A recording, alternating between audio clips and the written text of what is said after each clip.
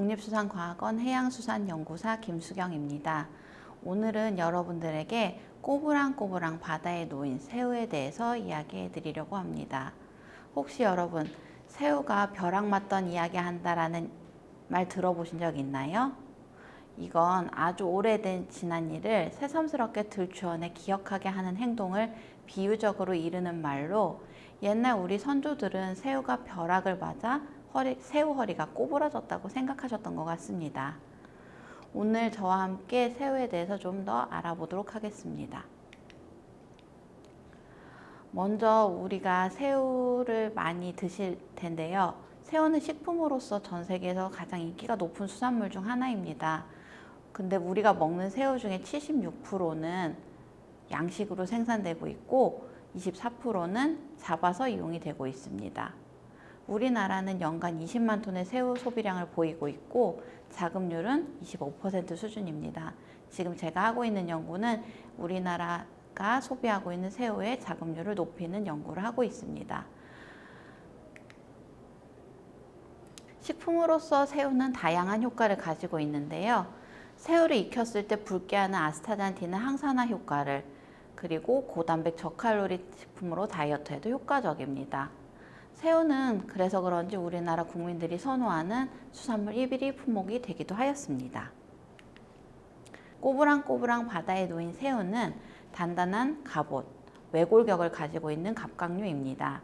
그리고 걷는 다리 10개, 유영하는 다리 10개를 가지고 있는 십각목 생물로 이맛불과 먹이를 찾는 수염을 가지고 있습니다. 흰다리 새우가 걷고 유영하는 모습을 잠시 보시겠습니다.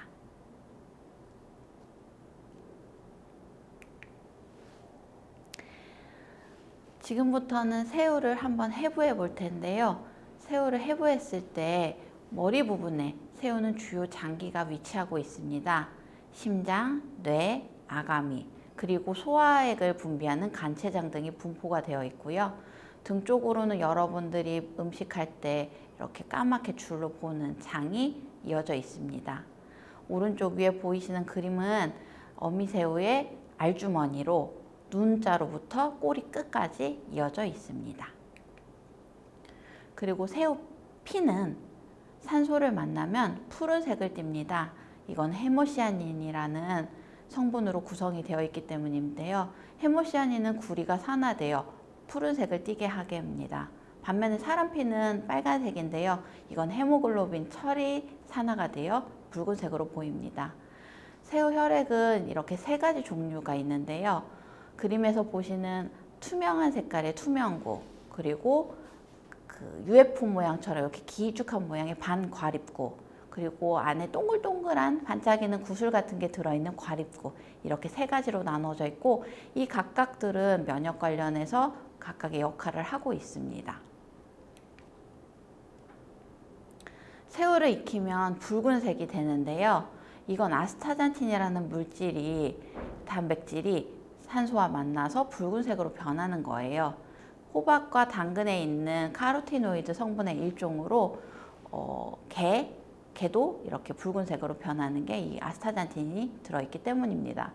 저희가 이번에 연구해서 보니까 이렇게 익혔을 때 좀 더 연한 색으로 보이는 새우는 실내에서 키운 새우가 좀 더 연한 색을 보였고, 진한 붉은색을 보인 새우는 이제 바깥에서 실외에서 키운 새우가 햇빛의 자극을 받아서 좀 더 붉게 나타나는 것으로 연구가 되었습니다.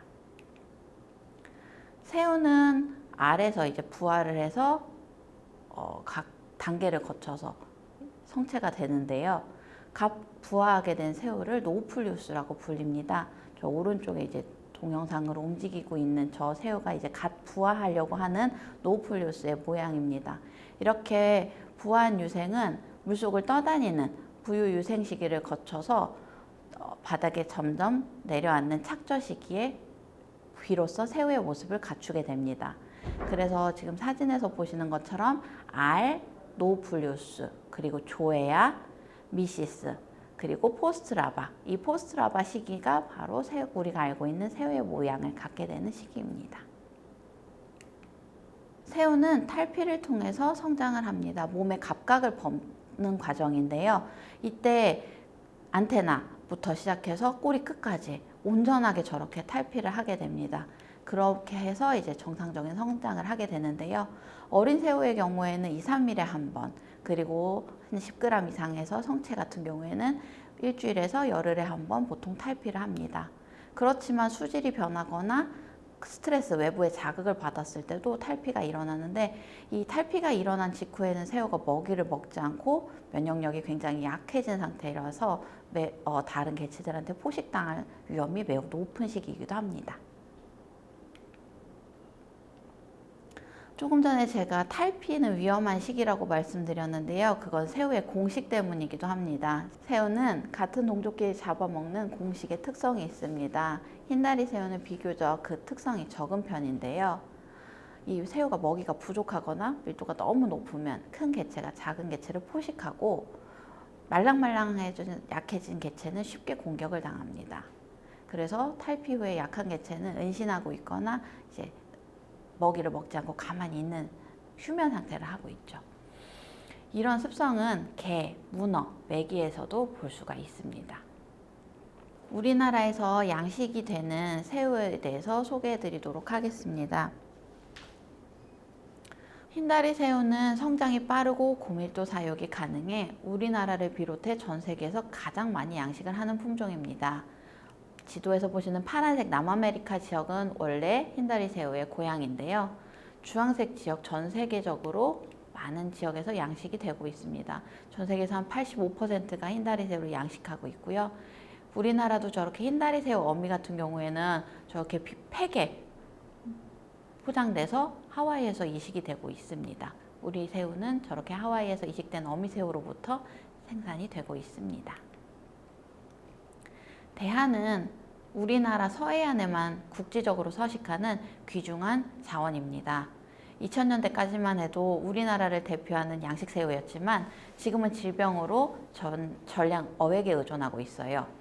포식성이 강해서 고밀도 양식이 어렵고 성장이 흰다리 새우보다 느린 특성을 갖고 있습니다. 이 오른쪽 사진에서 보시면 대하와 흰다리 새우를 제가 띄워놨는데 여러분들 여기에 차이를 아시겠어요? 대하와 흰다리 새우를 구별하는 가장 쉬운 방법은 바로 이 이마뿔입니다. 이 이마뿔이 잎보다 길면 대하, 잎보다 짧으면 흰다리 새우, 이렇게 구별하시면 됩니다. 지금 가을이라 이제 왕새우 축제도 하고 대하철이라서 많이들 드실 텐데 이렇게 새우를 구별하시면 됩니다.